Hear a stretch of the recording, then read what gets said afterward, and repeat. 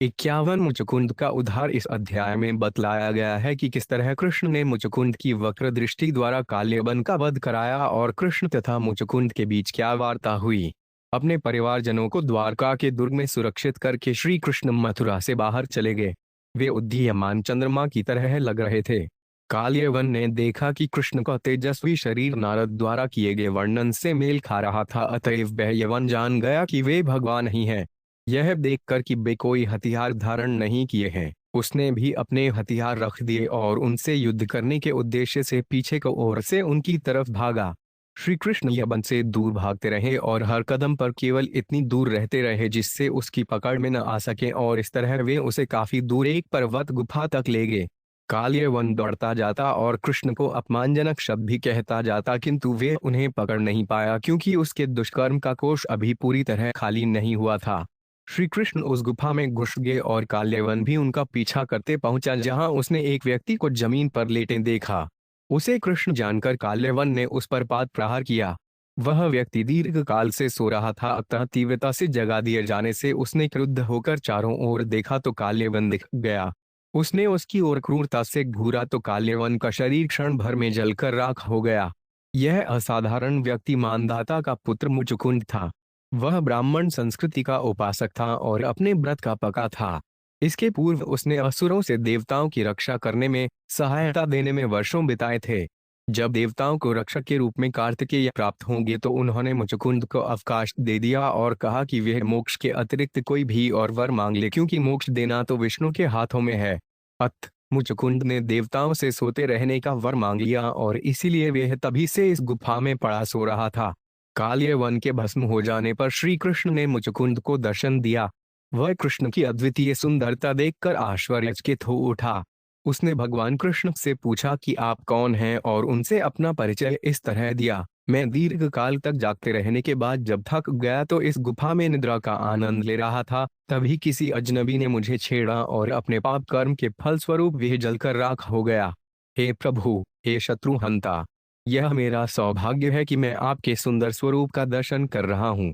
तब श्री कृष्ण ने मुचुकुंद को बताया कि वे कौन हैं और उसे वर दिया। मुचुकुंद बुद्धिमान था, इसलिए भौतिक जीवन की व्यर्थता को सोचते हुए उसने श्री कृष्ण के चरण कमलों में शरण ग्रहण करने का अनुरोध किया। इस अनुरोध से प्रसन्न होकर भगवान ने मुचुकुंद से कहा, भक्तगण भौतिक वरों से कभी भी मोहित नहीं होते, केवल अभक्तगण यथा योगी तथा ज्ञानी भौतिक वरों में रुचि रखते हैं, क्योंकि उनके हृदय में भौतिक इच्छाएं होती हैं। हे मुचुकुंद, तुम्हें मेरी शाश्वत भक्ति प्राप्त होगी। अब मेरे शरणागत रहकर उन पापों के फलों को दूर करने के लिए तपस्या करो जिन्हें तुमने योद्धा के रूप में अन्यों का वध करते हुए किए हैं। अगले जन्म में तुम उत्तम ब्राह्मण बनोगे और मुझे प्राप्त करोगे। इस तरह भगवान ने मुचुकुंद को अपना आशीष प्रदान किया। श्री शुक्वाच तवे लोके विनिष्क्रांतम जिहान में वोडुपम दर्शनी यतमान शयाम पीत कौशेयवासम। 1 श्रीवत्सवक्ष संभ्राजत कौस्तुभामुक्त कंधरम पृथुदीर्घचतुर्बाहुनवक गयारुणेक्षणम। 2 नित्य प्रमुदितां श्रीमत्सुपोलान शुचि स्मितम मुखारविंदन बिभ्राणवं स्फुरन मकर कुंडलम। 3 वासुदेवो हामिति पुमान श्रीवत्सलाछन अतुर्भुजो 5 रविंदाक्षो वनमाल्यति सुंदर। 4 लक्षण्यनरिद प्रोक्तेर्नान्यो भवितुमहति निरायुधश्वलन पदभ्यायोत्सेडने निरायोत्र। 5 इति निश्चित्येव नः प्राद्रवन्तां पराडमुखम अन्वधावजिन प्रिशुस्तां दुरात्मपयोगिनाम। 6 सुखदेव गोस्वामी ने कहा, काल्यवन ने भगवान को मथुरा से उदित होते चंद्रमा की भांति आते देखा। देखने में भगवान अतीव सुंदर थे। उनका वर्ण श्याम था और वे रेशमी पीतांबर धारण किए थे। उनके वक्ष स्थल पर श्रीवत्स का चिन्ह था और उनके गले में कौस्तुभ मणि सुशोभित थी। उनकी चारों भुजाएं बलिष्ठ तथा लंबी थीं। उनका मुख कमल सदृश सदैव प्रसन्न रहने वाला था। आंखें गुलाबी कमलों जैसी थीं। उनके गाल सुंदर तेजवान थे, हंसी स्वच्छ थी तथा उनके कान की चमकीली बालियां मछली की आकृति की थीं। उस म्लेच्छ ने सोचा, यह व्यक्ति अवश्य ही वासुदेव होगा, क्योंकि इसमें वे ही लक्षण दिख रहे हैं जिनका उल्लेख नारद ने किया था। उसके श्रीवत्स का चिन्ह है, 4 भुजाएं हैं, आंखें कमल जैसी हैं और वे वन फूलों की माला पहने है और अत्यधिक सुंदर है। वह और कोई नहीं हो सकता। चूंकि वह पैदल चल रहा है और कोई हथियार नहीं लिए है, अतएव मैं भी बिना हथियार के उससे युद्ध करूंगा। यह मन में ठान कर वे भगवान के पीछे पीछे दौड़ने लगा और भगवान उसकी ओर पीठ करके भागते गए। कालयवन को आशा थी कि वह कृष्ण को पकड़ लेगा, यद्यपि बड़े बड़े योगी भी उन्हें प्राप्त नहीं कर पाते।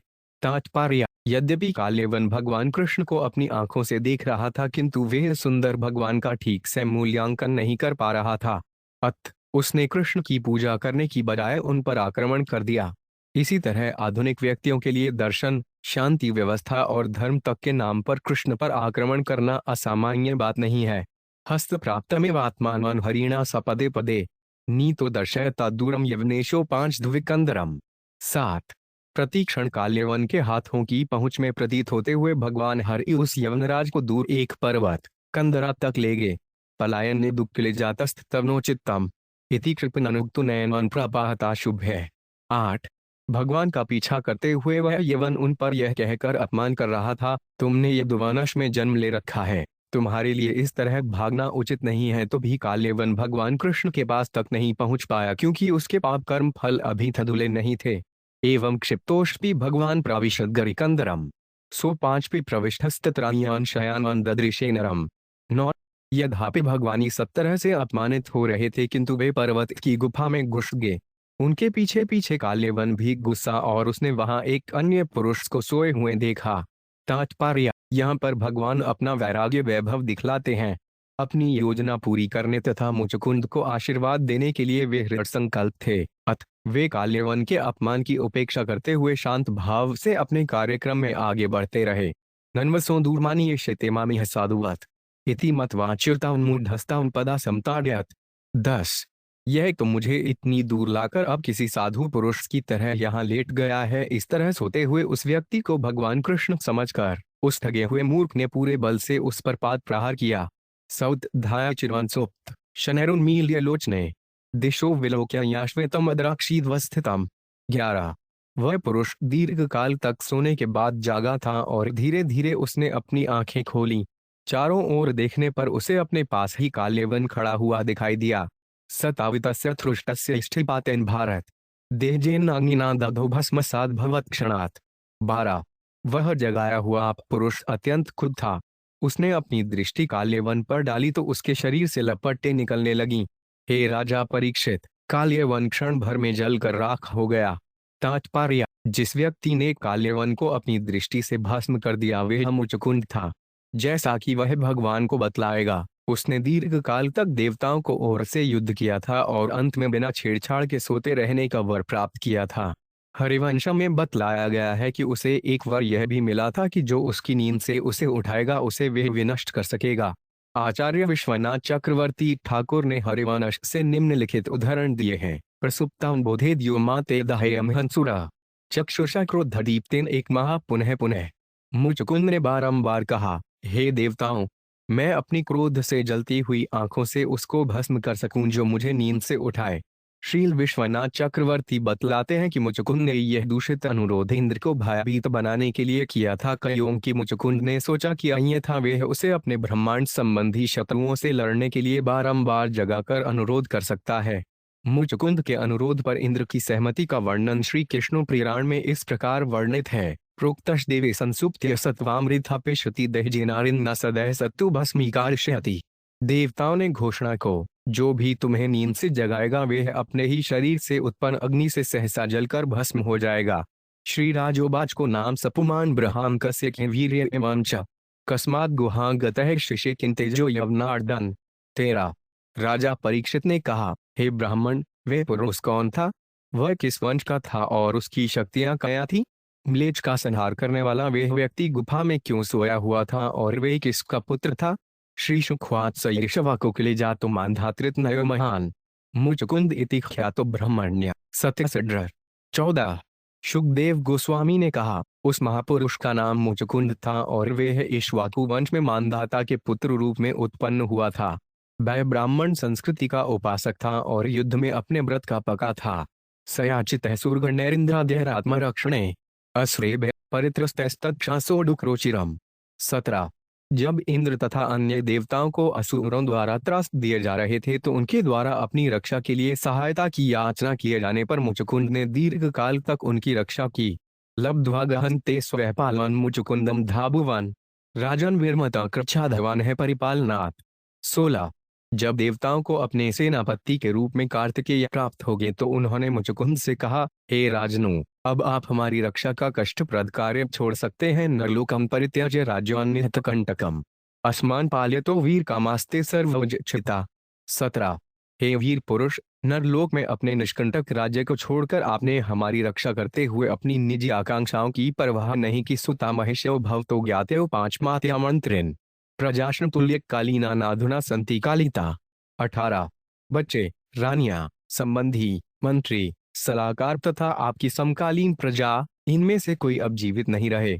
वे सभी काल के द्वारा बहा ले जाए गए हैं। कालो बलियान बलिना भगवान ईश्वरो 5 व्यय प्रजा काल यते क्रीडन पशुपालो यथा पशून। 19। अनंत काल समस्त बलवानों से भी बलवान है और वही साक्षात परमेश्वर है। जिस तरह पशुपालक ग्वाला अपने पशुओं को हौंकता रहता है, उसी तरह परमेश्वर मरते प्राणियों को अपनी लीला के रूप में हौंकते रहते हैं। तात्पर्य, यह ब्रह्मांडून दूषित आत्माओं को क्रमश सुधारने के लिए रचा गया है, जो भौतिक प्रकृति का शोषण करने का प्रयास करते हैं। भगवान इन बद्ध जीवों को उनके कर्म के अनुसार आध्यात्मिक परिष्कार की विविध अवस्थाओं में से घुमाते रहते हैं। इस तरह भगवान उस ग्वाले पशुपाल के समान हैं, जो चरागाह तथा पानी की तलाश में पशुओं को बचाए रखने और पालने के लिए अपने संरक्षण में इधर उधर घुमाता रहता है। एक अन्य दृष्टांत डॉक्टर का है, जो अपने रोगी को विविध परीक्षणों के लिए अस्पताल के विभिन्न भागों में भेजता रहता है। इसी तरह भगवान हमें क्रमिक परिष्कार की विधि द्वारा भवजाल में से निकाल देते हैं, जिससे हम उनके प्रबुद्ध संगी के रूप में आनंद तथा ज्ञान का शाश्वत जीवन बिता सकें। इस तरह हम मुचुकुंद के सारे संबंधी, मित्र तथा सहकर्मी काल के प्रभाव से बहुत पहले मिट चुके थे, क्योंकि काल साक्षात कृष्ण है। बरवृणीश्व भलेते ऋतिक ऐवल्य मध्यम एक से भगवान विष्णु। 20। आपका कल्याण हो। अब आप मोक्ष के सिवाय कोई भी वर चुन सकते हैं, क्योंकि मोक्ष को तो एकमात्र अविनाशी भगवान विष्णु ही प्रदान कर सकते हैं। एवं मुक्तः सव्य देवान भिवंद्य महायशा अशिष्ट गुहाविष्टो निद्रया देवदत्तया। 21। ऐसा कहे जाने पर राजा मुचुकुंद ने देवताओं से ससम्मान विदा ली और एक गुफा में गया, जहां वे देवताओं द्वारा दी गई नींद का आनंद लेने के लिए लेट गया। तात्पर्य, श्रील भक्ति सिद्धांत सरस्वती ठाकुर ने निम्नलिखित प्रश्चित पाठ दिया है, जिन्हें उपर्युक्त लोक की 2 पंक्तियों के बीच में होना चाहिए। निद्रा में इवतति वब्रे स राजा श्रम कार्षित यह काश्वित मम निद्राया भंग कुर्याद सुरोत्तमा सह भस्मी वेदाशु तथोक्तश्च सुरैस्तदा स्वापम यात्यो मधेतु बोधेताम चेतन सत्वया चेमात्रस्तु भस्मी भवतु तत्क्षणात्। तब परिश्रम से थके राजा ने निद्रा को ही वर के रूप में चुन लिया। उन्होंने कहा, हे देवताओं में श्रेष्ठ, जो भी मेरी नींद में बाधा डाले वे तुरंत जलकर राख हो जाए। देवताओं ने उत्तर दिया, ऐसा ही हुआ, और उनसे कहा, जो अविवेकी व्यक्ति आपको बीच में जगाएगा वह आपके देखने मात्र से तुरंत जलकर राख हो जाएगा। यवने भस्मसानी ते भगवान सात्वतर्षभ आत्मान दर्शयामास मुचुकुंदाय धीमते। 22। जब यवन जलकर राख हो गया तो सात्वतों के प्रमुख भगवान ने उस भुवच्छुद विमान मुचुकुंद के समक्ष अपने को प्रकट किया।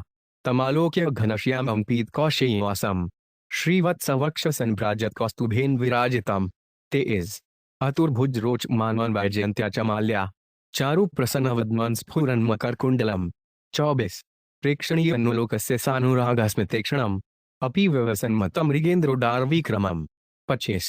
परिपृच्छन् महाबुद्धिस्तेजसा तस्य धर्षितः श्रितः शंक्य राजा दुर्धर्षमेव तेजसा। 26।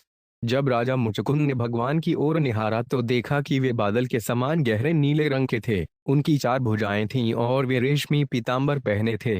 उनके वक्ष स्थल पर श्रीवत्स का चिन्ह था और गले में चमचमाती कौस्तुभ मणि थी। वैजयंती माला से सजित भगवान ने उसे अपना मनोहर शांत मुख दिखलाया, जो मछली की आकृति के कुंडलों तथा स्नेहपूर्ण मंदहास से युक्त चितवन से सारे मनुष्यों की आंखों को आकृष्ट कर लेता है। उनके तरुण स्वरूप का सौंदर्य अद्वितीय था और वे कुद्ध सिंह की भव्य चाल से चल रहे थे। अत्यंत बुद्धिमान राजा भगवान के तेज से अभिभूत हो गया। यह तेज उसे दुर्धर्ष जान पड़ा। अपनी अनिश्चयता व्यक्त करते हुए मुचुकुंद ने झिझकते हुए भगवान कृष्ण से इस प्रकार पूछा, तात्पर्य यह महत्व की बात है कि श्लोक 24 में भगवान को चतुर्भुज रोचमानम कहा गया है। भगवान को अपने सुंदर चतुर्भुज रूप में देखा गया। इस महान ग्रंथ भर में भगवान कृष्ण अपने विविध दिव्य रूपों को प्रकट करते दिखते हैं, जिनमें से कृष्ण का द्विभुज रूप और नारायण या विष्णु का चतुर्भुज रूप मुख्य है। इस तरह इसमें कोई संदेह नहीं रह जाता कि कृष्ण तथा विष्णु अभिन्न हैं या कि कृष्ण ही भगवान के आदि रूप हैं। कभी कभी ये बातें ठीक से समझ में नहीं आती, किंतु महान आचार्यों ने, जो कि आध्यात्मिक विज्ञान में पटु हैं, हमारे लिए यह विषय स्पष्ट कर दिया है। ईश्वर अपने आदि रूप में न केवल सृष्टा, पालक तथा संहारक हैं या कि बद्ध जीवों को दंड देने वाले हैं, अपितु वे अपार सुंदर हैं और अपने धाम में अपने अधिकार का भोग करते हैं। यह उन्हीं कृष्ण का रूप है जो हमारे हड़बड़ाहट भरे संसार के पालन हेतु अपना विस्तार विष्णु रूप में करते हैं। श्रील जीव गोस्वामी इंगित करते हैं कि शब्द षड्धित कुछ संशय रखते हुए यह सूचित करता है कि मुचुकुंद सोच रहा था, क्या सचमुच यही भगवान है। अगले श्लोकों में वह अपनी बात स्पष्ट रूप से कहता है। श्री मुचुकुंद ख्वाच को भवान संप्राप्त विपिने गिरिगरे पदभ्य पदाप्लाशाभ्यां विचरसयुरु कंटके। 27। श्री मुचुकुंद ने कहा, आप कौन हैं जो जंगल में इस पर्वत गुफा में अपने कमल की पंखड़ियों जैसे कोमल पांवों से कैंटीली भूमि पर चलकर आए हैं कि स्वे तेजस्वी न तेजो भगवान व विभावसु सूर्य सोमो महेंद्र व लोकपालो परुडष्पिवा। 28। शायद आप समस्त शक्तिशाली जीवों की शक्ति हैं, या फिर आप शक्तिशाली अग्निदेव या सूर्य देव, चंद्रदेव, स्वर्ग के राजा इंद्र या अन्य किसी लोक के शासन करने वाले देवता तो नहीं है। मने त्वा देव देवान आत्रयाणा पुरुषार्षभम अद्वाद से गुहाद्वांतम प्रदीप प्रभया यथा। 29। मेरे विचार से आप तीन प्रमुख देवताओं में भगवान हैं, क्योंकि आप इस गुफा के अंधेरे को उसी तरह भगा रहे हैं जिस तरह दीपक अपने प्रकाश से अंधकार को दूर कर देता है।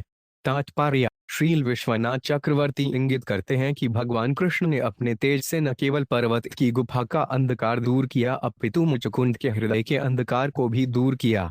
संस्कृत में कभी कभी हृदय को गुहा अर्थात एक गहरा गुप्त स्थान कहा जाता है। शुश्रूषतामव्यलिकमस्माकं नरपुरव स्वजन कर्म गोत्र व कथ्यता यदि रोचते 30 है। पुरुषोत्तम, यदि आपको ठीक लगे तो आप अपने जन्म कर्म तथा गोत्र के विषय में हमसे सही सही स्पष्ट बतलाएं, क्योंकि हम सुनने के इच्छुक हैं। तात्पर्य जब भगवान इस संसार में अवतरित होते हैं तो वे निश्चय ही नरणुगव अर्थात मानव समाज के सर्वाधिक उत्कृष्ट सदस्य बन जाते हैं। भगवान वास्तविक रूप में मनुष्य नहीं हैं और मुचुकुंद के प्रश्नों से इस बात का स्पष्टीकरण हो जाएगा। इसी तरह सुश्रेष्ठताम, हमें जो सुनने के उत्सुक हैं, शब्द सूचित करता है कि मुचुकुंद अपने तथा अन्यों के लाभ के लिए एक उत्तम विधि द्वारा पूछ रहा है। वह अंतु पुरुष व्याप्र ऐश्वा का क्षत्र बंधव मुचुकुंद इति प्रोक्त यवनाश्रातमज प्रभो। 31। हे पुरुष व्याप्र, जहाँ तक हमारी बात है, हम तो पतित क्षत्रियों के वंश से संबंधित हैं और राजा इक्ष्वाकु के वंशज हैं। हे प्रभु, मेरा नाम मुचुकुंद है और मैं युवनाश्र का पुत्र हूँ। तात्पर्य वैदिक संस्कृति में यह सामान्य नियम है कि क्षत्रिय अपना परिचय विनय पूर्वक क्षत्र बंधु के रूप में देगा, जिसका अर्थ है क्षत्रिय कुल का केवल एक संबंधी या दूसरे शब्दों में पतित क्षत्रिय। प्राचीन वैदिक संस्कृति में अपने परिवार संबंधों के आधार पर विशिष्ट पद का दावा करना स्वयं में पतित अवस्था का सूचक था। क्षत्रियों तथा ब्राह्मणों को उनके कर्म तथा चरित्र के गुणों के आधार पर पद प्रदान किया जाना होता था, परंतु जब भारत में जाति प्रथा का पतन हो गया तो लोग बड़े गर्व से अपने को क्षत्रियों या ब्राह्मणों के संबंधी बतलाने लगे। यद्यपि भूतकाल में ठोस योग्यताओं के बिना ऐसा दावा पतित अवस्था का सूचक था। चिरप्रजाग्र श्रांतो निद्रया पहतेन्द्रिय शय उस्मिन विजने काम के नाप्युत्थापितो 5 धुना। 32। दीर्घ काल तक जागे रहने के कारण मैं थक गया था और नींद से मेरी इंद्रियां वशीभूत थीं। इस तरह मैं तब से इस निर्जन स्थान में सुखपूर्वक सोता रहा हूं, किंतु अब जाकर किसी ने मुझे जगा दिया है। सोड 5 भस्मीकृत नून्मात्मीय नव पापना अनंतर अनुभवान श्री मौलक्षितो 5 मित्र शासन। 33। जिस व्यक्ति ने मुझे जगाया था वह अपने पापों के फल से जल कर राख हो गया। तभी मैंने यशस्वी स्वरूप वाले एवं अपने शत्रुओं को दंड देने की शक्ति से सामर्थ्यवान आपको देखा। तात्पर्य काल्यवन ने अपने को श्री कृष्ण का तथा यदुवंश का शत्रु घोषित किया था। श्री कृष्ण ने मुचुकुंद के माध्यम से उस मूर्ख बर्बर के विरोध को नष्ट कर दिया। तेजसा तेड विषदीन भूरिद्रच्यु न शक्नु मैं हत और स महाभागमानियो उसी देहि नाम। 34। आपके असहाय तेज से हमारी शक्ति दबी जाती है और हम आप पर अपनी दृष्टि स्थिर नहीं कर पाते। हे मानिए, आप समस्त देहधारियों द्वारा आदर किए जाने के योग्य हैं। एवं संभाषितो राजा भगवान भूत भावने प्रत्याप्रहसन वाण्या मेघनाद गभीरया। 35। शुकदेव गोस्वामी ने आगे कहा, राजा द्वारा इस तरह कहे जाने पर समस्त सृष्टि के उद्गम भगवान मुस्कुराने लगे और तब उन्होंने बादलों की गर्जना के सहर्ष गंभीर वाणी में उसे उत्तर दिया। श्री भगवान वाच जन्म कर्माभिधानानि सन्ति मेन सहस्रशः न शक्यन्ते सख्यातुम नन्तत्वान्मया पिहे। 36। भगवान ने कहा, हे मित्र, मैं हजारों जन्म ले चुका हूँ, हजारों जीवन जी चुका हूँ और हजारों नाम धारण कर चुका हूँ।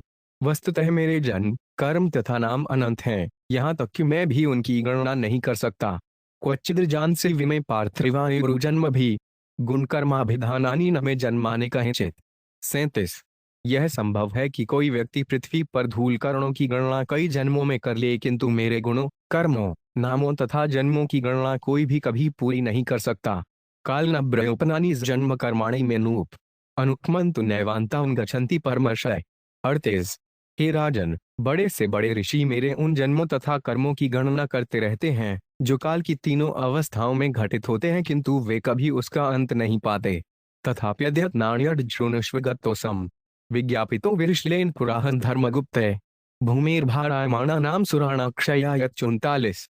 अवतीर्णो यदुक्ले गृह अंकदुन्दुभ्ये वदन्ति वासुदेवेति वसुदेव सुता नहीं माम। 40। तो भी हे मित्र, मैं अपने इस वर्तमान जन्म नाम तथा कर्म के विषय में तुम्हें बतलाऊंगा, कृपया सुनो। कुछ काल पूर्व ब्रह्मा ने मुझसे धर्म की रक्षा करने तथा पृथ्वी के भारत स्वरूप असुरों का संहार करने की प्रार्थना की थी। इस तरह मैंने यदुवंश में आनकदुन्दुभि के घर अवतार लिया। चूंकि मैं वसुदेव का पुत्र हूँ, इसलिए लोग मुझे वासुदेव कहते हैं। कालने में ईत कंस प्रलंबाद्याश्रम सिद्धिदुवश अयचर यवनो दग्धो राजस्ते तिग्मचक्षुषा। 41। मैंने कालने में का वध किया है, जो कंस रूप में फिर से जन्मा था। साथ ही मैंने प्रलंब तथा पुण्यात्मा लोगों के अन्य शत्रुओं का भी संहार किया है। और अब हे राजन, यह बर्बर तुम्हारी तीक्ष्ण चितवन से जलकर भस्म हो गया है। सो उहंतवानुग्रहार्थ गुहामेतामुपाक्तः प्रार्थित प्रचुर पूर्व त्वयाई भक्तवत्सल। 42। चूंकि भूतकाल में तुमने मुझसे बारंबार प्रार्थना की थी, इसलिए मैं स्वयं तुम पर अनुग्रह दर्शाने के लिए इस गुफा में आया हूँ, क्योंकि मैं अपने भक्तों के प्रति वत्सल रहता हूँ। तात्पर्य: इस श्लोक से स्पष्ट है कि मुचकुंद भगवान का भक्त था। उसने भगवान का सान्निध्य पाने के लिए प्रार्थना की थी और अब श्री कृष्ण ने उसकी इस प्रार्थना को स्वीकार कर लिया था। वरान्विणीश्वराजश्य सर्वान् कामान् ददामि ते मां प्रसन्नोजन कश्चिन् भूयो पांचति शोचितुम्। 43। है राजर्षि, अब मुझसे कुछ वर ले लो, मैं तुम्हारी समस्त इच्छाएं पूरी कर दूंगा। जो मुझे प्रसन्न कर लेता है उसे फिर कभी शौक नहीं करना पड़ता। तात्पर्य: आचार्यों का कहना है कि हम तभी शौक करते हैं जब हम अपूर्ण अनुभव करते हैं, जब हमारी कोई वस्तु खो जाती है या जब हम अभीष्ट प्राप्त नहीं कर पाते। जिसने कृष्ण को प्रसन्न कर लिया है और इस तरह से उनकी कृपा प्राप्त कर ली है, उसे इस तरह कष्ट नहीं उठाना पड़ेगा।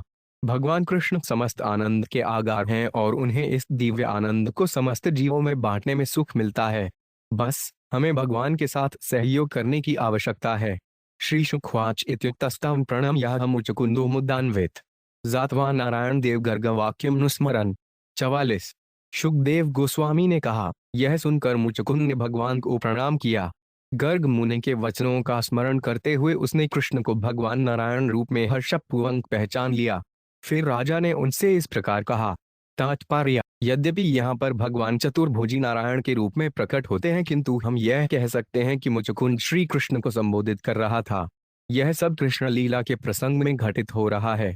वैष्णवजन भली भांति अवगत हैं कि विष्णु या नारायण के चतुर्भुजी रूप श्री कृष्ण के अंश होते हैं। इस तरह भगवान कृष्ण की लीलाओं के अंतर्गत कृष्ण लीला भी प्रकट हो सकती है। भगवान के हमारे लिए ऐसे हैं गुण तथा कर्म जो कार्य हमारे लिए असामान्य तथा असंभव तक हो सकते हैं, वे भगवान के लिए सामान्य और परिश्रम रहित लीला विलास हैं। श्रील श्रीधर स्वामी सूचित करते हैं कि मुचकुंद प्राचीन गर्ग मुनि की इस भविष्यवाणी से अवगत था कि भगवान 28वें युग में अवतरित होंगे। आचार्य विश्वनाथ के अनुसार गर्ग मुनि ने मुचकुंद को यह भी बतलाया था कि तुम भगवान का दर्शन करोगे। अब यही सब घटित हो रहा था। श्री मुचकुंद ख्वात विभोय तो 5 जनवरी ईश माया त्वदियात्वान भजत अनर्थ है सुखाय दुख प्रभेशु सजते गृहेषु योषित पुरुषश्चर्वश्चित्तः। 45। श्री मुचकुंद ने कहा, हे प्रभु, इस जगत के सभी स्त्री पुरुष आपकी माया शक्ति के द्वारा मोहग्रस्त हैं। वे अपने असली लाभ से अनजान रहते हुए आपको न पूजकर अपने को कष्टों के मूल स्रोत अर्थात पारिवारिक मामलों में फंसाकर सुख की तलाश करते हैं। तात्पर्य: मुचकुंद तुरंत स्पष्ट कर देते हैं कि वे भगवान से कोई भौतिक वर नहीं मांगने जा रहे। वे उन लोगों से आध्यात्मिक स्तर पर बहुत आगे समुन्नत थे जो सभी तरह के भौतिक लाभों के लिए धर्म का दुरुपयोग करने का प्रयास करते हैं। अर्थ शब्द का मतलब है मूल्य और इस शब्द का विलोम शब्द अनर्थ है जिसका अर्थ है मूल्य रहित या निरर्थक अर्थ। अनर्थ दृढ़ उन लोगों का सूचक है जिनकी दृष्टि व्यर्थ की वस्तुओं में लगी रहती है और जिन्होंने समझा ही नहीं कि वास्तव में अर्थ क्या है। हर चमकने वाली वस्तु सोना नहीं होती। यहाँ पर मुचकुंद बलपूर्वक कहता है कि हमें शारीरिक संबंध रूपी मूर्ख के सोने में अपने को उलझाकर अपने आध्यात्मिक अवसरों को हाथ से नहीं जाने देना चाहिए। हम तो भगवान से प्रेम करने हेतु निमित्त हैं। लब्ध्वा जनो दुर्लभ मत्र मानुषान कथ चजदिदव्यढ्रम्यत तो 5 नग पदार्विच न भजत्य सन्मति गहांधकूपे पतितो यथा पशु। 46।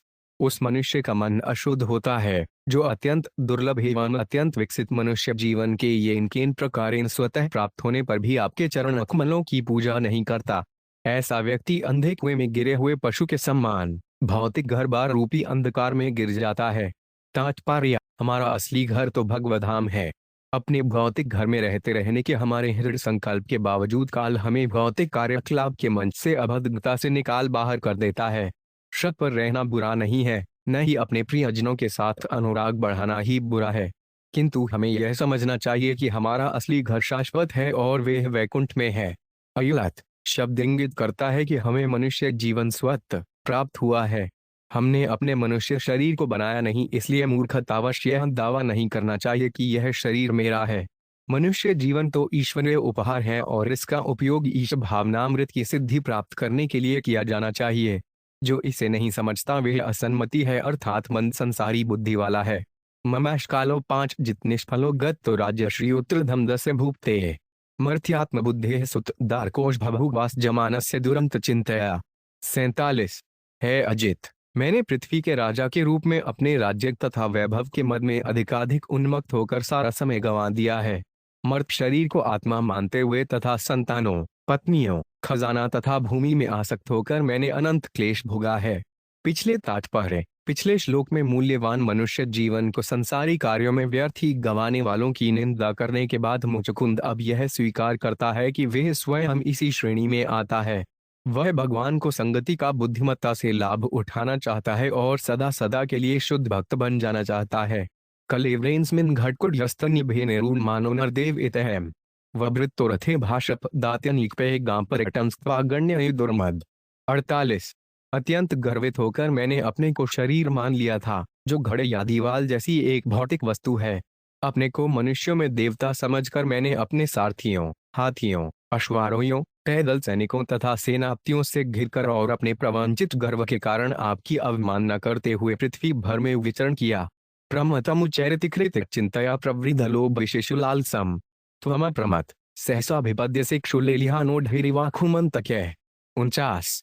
करणीय के विचारों में लीन, अत्यंत लोभी तथा इंद्रिय भोग से प्रसन्न रहने वाले मनुष्य का सदा सतर्क रहने वाले आपसे अचानक सामना होता है। जैसे भूखा सांप चूहे के आगे अपने विशाले दांतों को चाटता है, उसी तरह आप उसके समक्ष मृत्यु के रूप में प्रकट होते हैं। तात्पर्य: हमें यहाँ पर प्रमतम तथा अप्रमत शब्दों के अंतर पर ध्यान देना होगा। जो लोग भौतिक जगत का शोषण करना चाहते हैं वे प्रमत अर्थात ठगे हुए, मोहग्रस्त, इच्छा से मदांध, किंतु भगवान अप्रमत्त हैं, सतर्क, गंभीर तथा मोहरहित। भले ही अपनी प्रमत्तता में हम ईश्वर या उनके नियमों को न माने, किंतु ईश्वर गंभीर हैं और हमें अपने कर्मों के गुणों के अनुसार पुरस्कृत या दंडित करने से नहीं चूकेंगे। पुरा रथ हम पृष्ठतश्च विरन मतंग जयरुवानर्देव सनगितः सैवान कालेन्दुरत्यन्ते कलेव्रो विद्कृमि भस्म सनगित। 50। जो शरीर पहले भयानक हाथियों या सोने से सजाए हुए रथों पर सवार होता है और राजा के नाम से जाना जाता है, वही बाद में आपकी अजय काल शक्ति से मल, कृमि या भस्म कहलाता है। तात्पर्य: संयुक्त राज्य अमेरिका तथा अन्य विकसित राष्ट्रों में मृत शरीर स्वच्छ ढंग से प्रसाधनों का लेप करके ठिकाने लगाए जाते हैं, किंतु संसार के अनेक भागों में वृद्ध, रुग्ण तथा दुर्घटनाग्रस्त लोग एकांत में या उपेक्षित स्थानों में मर जाते हैं, जहां कुत्ते तथा सियार उनके शरीरों को खाकर मल में परिणत कर देते हैं। यदि कोई इतना भाग्यशाली होता है कि उसके शरीर को भूमि में दफनाया जाता है, तो छोटे छोटे कीड़े मकोड़े उस शरीर को खा जाते हैं। इसी तरह अनेक पार्थिव शव जलाकर भस्मीभूत कर दिए जाते हैं। हर तरह से मृत्यु निश्चित है और अंततः शरीर का भाग्य कभी यशस्वी नहीं है। यही मुचुकुंद के कथन का वास्तविक तात्पर्य है, अर्थात जो शरीर अभी राजा, राजकुमार, रूपमती रानी, उच्च मध्य वर्ग इत्यादि कहलाता है, वह अंततोगत्वा मल, कृमि तथा राख कहलाता है। श्रील श्रीधर स्वामी ने निम्नलिखित वैदिक वाक्य उद्धृत किया है, योने सहस्राणि बहुनि गत्वा दुःखेन लब्ध्वा पिचमानुषत्वं सुखावहं येन भजन्ति विषयुते वे मनुष्यात्मने शत्रुधूता। हजारों योनियों से गुजरते हुए तथा अत्यधिक संघर्ष करते हुए बद्ध जीवांत में मनुष्य रूप प्राप्त करते हैं। अतः वे मनुष्य जो अब भी उन विष्णु की पूजा नहीं करते जो उन्हें असली सुख प्रदान करने वाले हैं, वे निश्चित रूप से अपने आप के तथा मानवता के शत्रु बने हुए हैं। निर्जित्यधिकक्रम भूत विग्रहो वरासनस्थ है सम्राजवंदित गृहेषु मैथुन सुखेषु योषिता क्रीडामूद पुरुषीष्णीयते। 51। समस्त दिग्दिगांतरों को जीतकर और इस तरह लड़ाई से मुक्त होकर मनुष्य भव्य राज सिंहासन पर आसीन होता है और अपने उन नायकों से प्रशंसित होता है जो किसी समय उसके बराबर थे। किंतु जब वह स्त्रियों के कक्ष में प्रवेश करता है जहां संभोग सुख पाया जाता है, तो हे प्रभु, वे पालतू पशु की तरह हाँका जाता है। करोति कर्माणि तपः सुनिष्ठित निवृत्त भोगस्तत्पेक्षा यादत पुनश्च भूयासमहं स्वराडिति प्रभुदितर्षो न सुखाय कल्पते। 52। जो राजा पहले से प्राप्त शक्ति से भी और अधिक शक्ति, अधिकार की कामना करता है, वे तपस्या करके तथा इंद्रिय भोग का परित्याग करके कठोरता से अपने कर्तव्य पूरा करता है। किंतु जिसके वेग, तृष्णाएं यह सोचते हुए कि मैं स्वतंत्र तथा सर्वोच्च हूँ, इतने प्रबल हैं, वे कभी सुख प्राप्त नहीं कर सकता। भवाप्वर्गो भ्रम तो यदा भव्य जनस्थितः च्युत सत्समागमः सत्सर्मो यहीं तदेव सदुग्धौ परावरेशे त्वयि जायते मति। 53। है अच्युत, जब भ्रमणशील आत्मा, जीव का भौतिक जीवन समाप्त हो जाता है, तो वे आपके भक्तों की संगति प्राप्त कर सकता है, और जब वे उनकी संगति करता है, तो भक्तों के लक्ष्य और समस्त कारणों तथा उनके प्रभावों के स्वामी आपके प्रति उसमें भक्ति उत्पन्न होती है।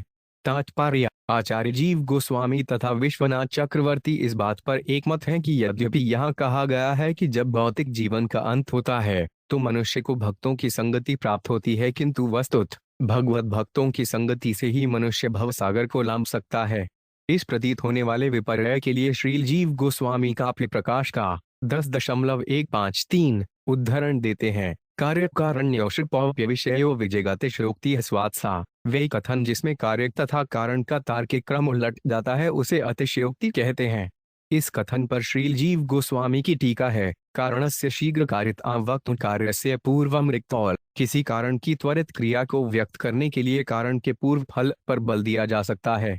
इस संदर्भ में श्रील विश्वनाथ चक्रवर्ती इंगित करते हैं कि भगवत भक्तों की कृपापूर्ण संगति से कृष्ण भावना भावित होने का हमारा संकल्प संभव बनता है, और आचार्यगण श्रील जीव गोस्वामी से सहमत हैं कि इस श्लोक में अतिशयोक्ति है। मने ममानुग्रहिष्टे कृतो राजानुबंधापग्मो यह चया यह प्राश्यते साधुभिरेक चर्या बन विविश्लद्धिर खंड बहुमिपय। 54।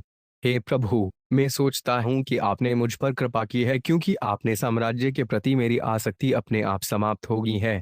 ऐसी मुक्ति, स्वतंत्रता के लिए विशाल साम्राज्य के साधु शासकों द्वारा प्रार्थना की जाती है, जो एकांत जीवन बिताने के लिए जंगल में जाना चाहते हैं।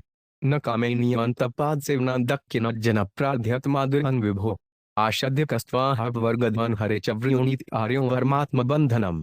507। है सर्वशक्तिमान, मैं आपके चरण कमलों की सेवा के अतिरिक्त और किसी वर की कामना नहीं करता, क्योंकि यह वर उन लोगों के द्वारा उत्सुकता पूर्वक चाहा जाता है जो भौतिक कामनाओं से मुक्त हैं। हे हरि, ऐसा कौन प्रबुद्ध व्यक्ति होगा जो मुक्तिदाता अर्थात आपकी पूजा करते हुए ऐसा वर चुनेगा जो उसका ही बंधन बने। तात्पर्य: भगवान ने मुचुकुंद को मुंह मांगा वर लेने को कहा, किंतु वे केवल भगवान की कामना कर रहे थे। यह शुद्ध कृष्ण भावनामृत है। तस्माद् विसुजयाशिष ईश सर्वितो रजस्तमः सत्तगुणानुबंधना निरज्ञान निर्गुण मद गयन पर त्वां ज्ञापि मात्र पुरुष प्रजामहम। 56। इसलिए हे प्रभु, उन समस्त भौतिक इच्छाओं को त्याग कर जो रजो, तमो तथा सतो गुणों से बद्ध हैं, मैं शरण लेने के लिए आपूर्ण पुरुषोत्तम भगवान से प्रार्थना कर रहा हूँ। आप संसारी उपाधियों से प्रच्छन्न नहीं हैं, प्रत्युत आप शुद्ध ज्ञान से पूर्ण तथा भौतिक गुणों से परे परम सत्य हैं। तात्पर्य: यहाँ निर्गुण शब्द सूचित करता है कि भगवान का अस्तित्व प्रकृति के गुणों से परे है। कोई यह तर्क कर सकता है कि कृष्ण का शरीर तो भौतिक प्रकृति से बना है, किंतु यहाँ पर अद्वय शब्द इस तर्क का खंडन करता है। कृष्ण के अस्तित्व में कोई द्वैत नहीं है। उनका नित्य आध्यात्मिक शरीर ही कृष्ण है और कृष्ण ईश्वर है। चिर में वृजनार्तस्तपिमानोतीन्नुतापै रवित षड्मित्रोड्लब्ध शांति कथचित शरणद समुपेतस्त्वत् पदाब्ज परात्नभ्यमूरित्म शोकं पाहि मापनमीश। 57। इतने दीर्घ काल से मैं इस जगत में कष्टों से पीड़ित होता रहा हूँ और शौक से जलता रहा हूँ। मेरे 6 शत्रु कभी भी तृप्त नहीं होते और मुझे शांति नहीं मिल पाती। अतः हे शरणदाता, हे परमात्मा, मेरी रक्षा करें।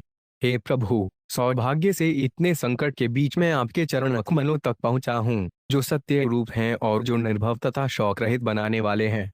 श्री भगवान वाच सार्वभौम महाराज मातिस्ते विमलोर्जिता बरह प्रलोभित तस्यापि न कामैर्जिहतायत। 58। भगवान ने कहा, हे सम्राट, महान राजा, तुम्हारा मन शुद्ध तथा सामर्थ्यवान है। यद्यपि मैंने वरों के द्वारा तुम्हें प्रलोभित करना चाहा, किंतु तुम्हारा मन भौतिक इच्छाओं के वशीभूत नहीं हुआ। प्रलोभितो वरहैरत्वं प्रमादाय विशुद्धिततो न धीरे कांत भक्तानामाशी विमिद्यते क्वचितो। 59। यह जान लो कि मैं यह सिद्ध करने के लिए तुम्हें भरों से प्रलोभन दे रहा था कि तुम धोखा नहीं खा सकते।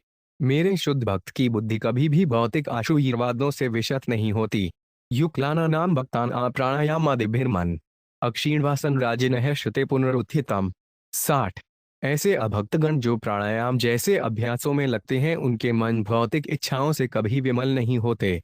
इस तरह हे राजन, उनके मन में भौतिक इच्छाएं पुनः उठती हुई देखी गई हैं। विचरसमहि काम मयावेशित मानसै अस्त्वेव नित्य दातु भक्तिमयन पायिनी। 61।